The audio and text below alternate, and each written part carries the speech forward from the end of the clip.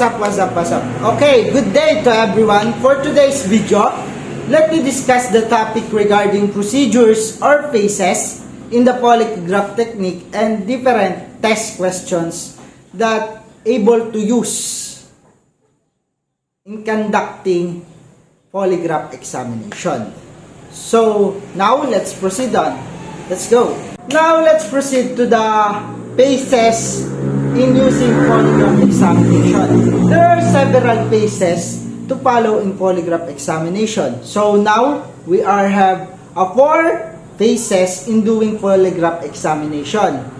Phase 1, or what we call preliminary preparation. In this stage, the victim or the complainant, suspects, and the witness are involved in this stage.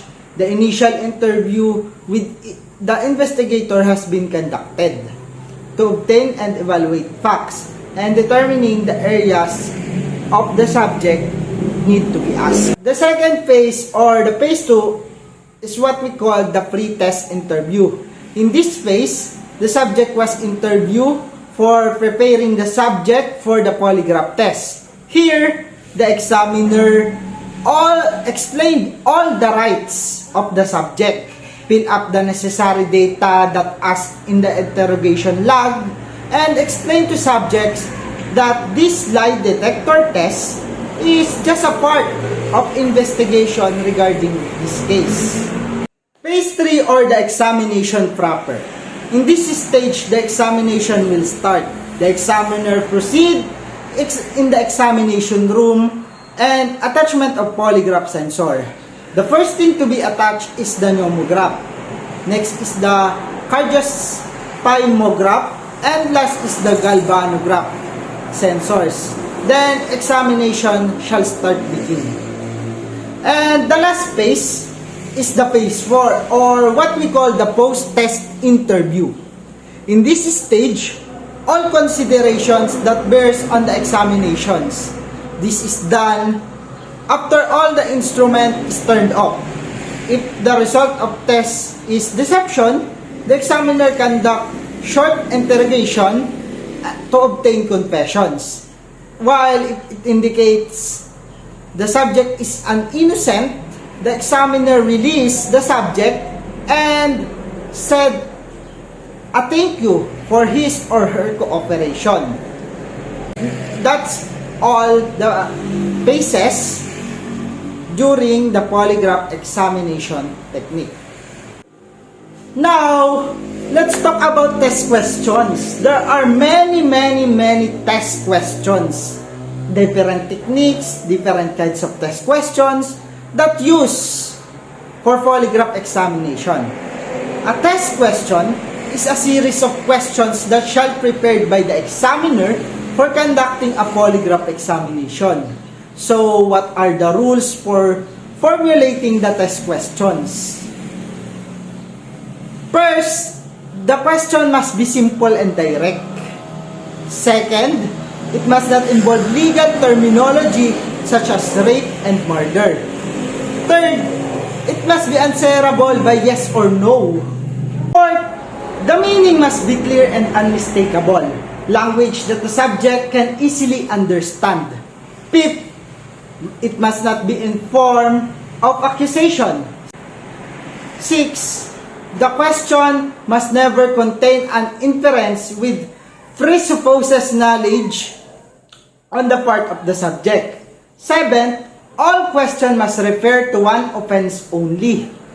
8 must refer to only one element of an offense. And the last questions must not contain interferences, religious belief, or races.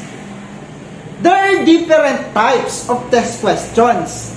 The 2 general types of test questions is the general question test and peak of tension test. There are also 5 sets of tests that may be applied during polygraph examination. The general question test, test number test, spot responder, mixed questions, and silence answer test. Let's talk about general question test. This question test consists of series of relevant and irrelevant questions. The purpose is to get the standard tracing of the subject and to establish a truth-telling pattern. It is the most commonly applied. Relevant questions are kind of questions directly related to the offense under investigations. For example, have you stolen more than 1,000 pesos in 1 year from any of your office mates? There are classifications of relevant questions according to its stimulation effects. First is the strong relevant or primary relevant questions. These questions has an intense relationship to the crime or problem being considered. For example, did you rob the Union Bank? Next is the secondary or weak relevant. A questions that concern with elements of the crime and deals most on guilty knowledge and partial involvement. For example, last June 1, 2022, between 3 o'clock p.m. to 4 o'clock p.m., did you open the cabinet of Mrs. Torres? The weak relevance are classified into the following: sacrifice relevant or diet questions. Diet means, do you intend to answer truthfully?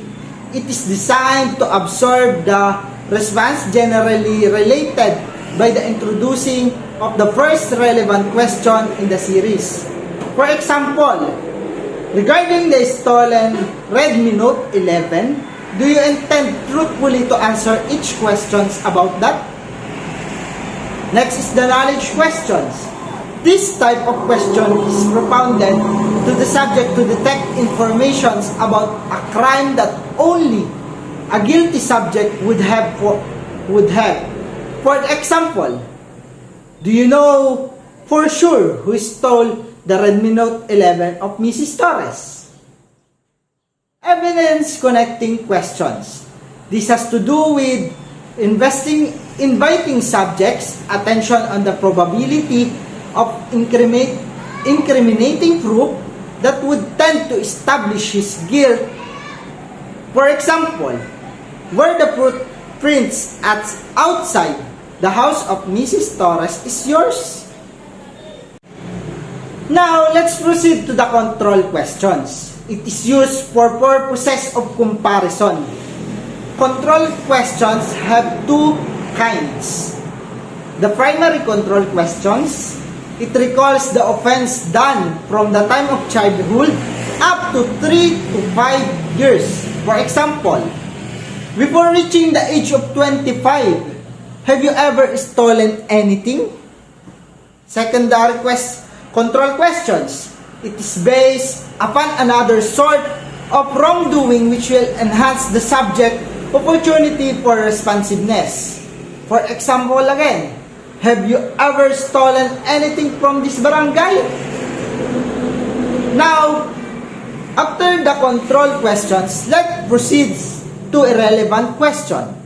This is the type of questions which have no importance to the case under investigation. For example, do you drink 8 glasses of water? Do you sleep 8 hours? Do you walk in this morning? These are questions that no important. Now, after irrelevant questions, let's proceed to the check question. A last questions asked in the lightest. For example, have you deliberately lied to any question I have asked you? It is talk about a last questions, that checking those answers. Next is the finish expedition test questions. A questions which has no idea about what offense has been made or has been committed. For example, is have you ever been arrested before? Do you have any warrant of arrest before?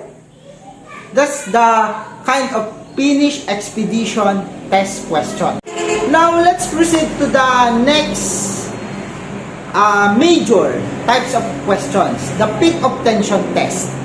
This valid test is only be made when there is no widespread publicity about crime, where intimate details as the method of commission or certain facts of the case is known from the victim and the investigator.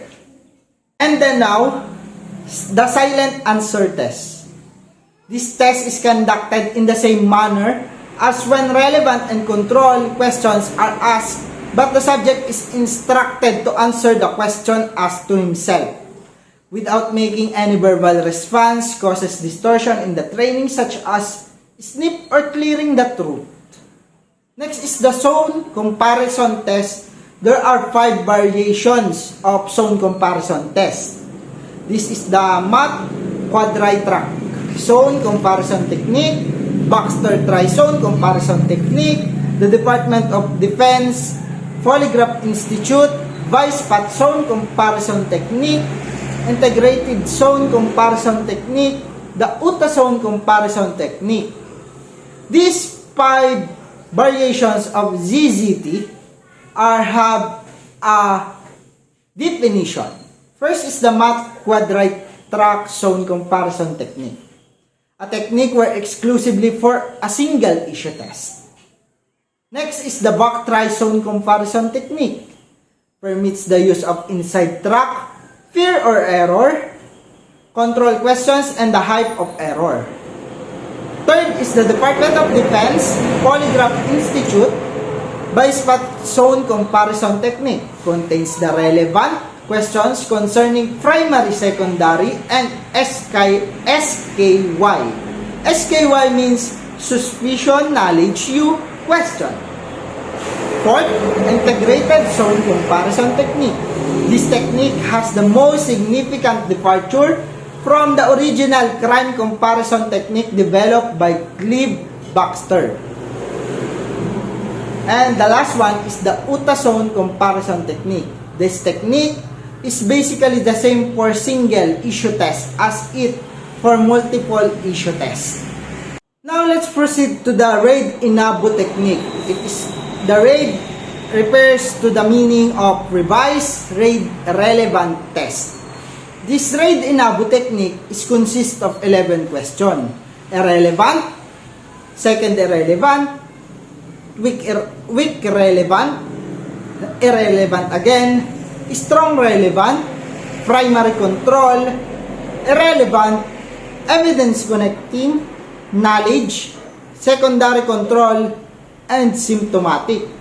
This RAID Inabo technique, remember, it consists 11 questions. And the Baxter zone test naman, it contains 13 questions.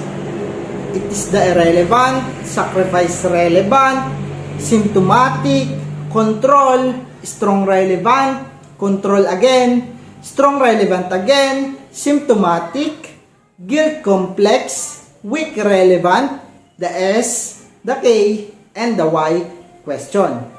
That's the Baxter zone technique. Okay? Yan. Guys, we're already discussed the phases, the 4 phases, and the different type of test questions. Each type of test questions has a purpose, has a meaning and goal to obtain the truth for the subject. Each test questions has a technique that depend on the situation. So yun guys, I hope you learned something from me. Thank you for watching and God bless. Thank you.